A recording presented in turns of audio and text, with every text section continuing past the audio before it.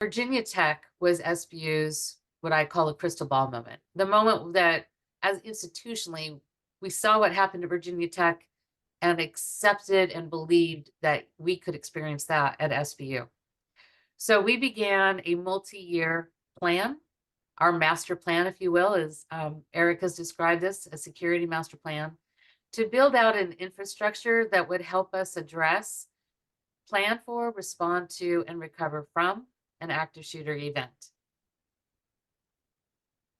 So from our security operations, which is kind of the hub that we designed, we created an infrastructure that allows us to do many things, beginning with the slide, the ability to physically lock down our entire campus. We upgraded and enhanced our video surveillance for the entire campus. So I think over in those 10 years, we probably, on a 40-acre campus, were around close to 400 cameras at the time of the shooting.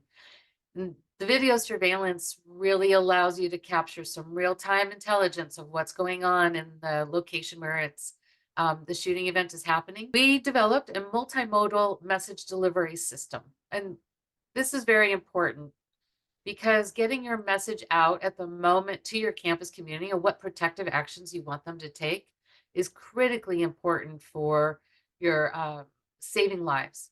Getting the message out through as many means as possible to tell your community what actions do you want them to take, considering whether that's lockdown or that the campus community that police are on their way. We developed an unarmed security officer response protocol that allows our officers to position themselves in safe locations where they can collect information about what's happening inside, what's happening as people evacuate, directing those individuals to safe locations, and meeting law enforcement when they arrive so that we can hand over keys to the building. And we developed our security operations response protocol as well. There are many things a dispatch center needs to do when the call comes in that shots have been fired on your campus. Limiting how much time you spend on each of the steps is critical to saving lives. We also invested heavily in campus-wide training. What SBU really committed culturally is a campus-wide lockdown drill and a campus-wide evacuation drill that occur one each every year, where every activity on campus, from classrooms to lectures to offices, daily business, shut down for just that period of time so that we can practice what the safety protocols are, given the type of drill that we're conducting. And the last thing we did was we built and developed our continuity planning. Getting back to normal is essential for an organization to sustain and survive after an event, but it's also really important for the resiliency of your campus. So we invested $200,000 a year over the next 10 years.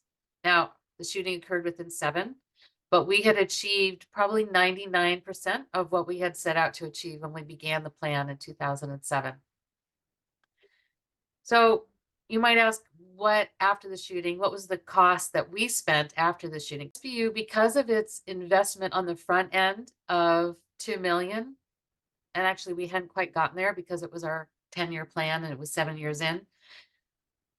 A good estimate for what SBU spent after was $500,000. So what was the total cost in lawsuits that we had after the shooting? Because that is a large cost to the active shooter events that individuals who don't prepare for it spend. Well, actually, SBU spent 0 on lawsuits. We weren't sued by anyone following our active shooter event. It's really important for us to understand that when we're in denial, we don't believe it can happen to us, that we're not going to change.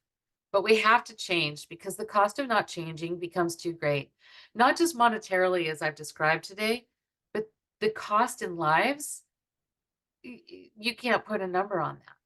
And we have a duty in our field to protect lives.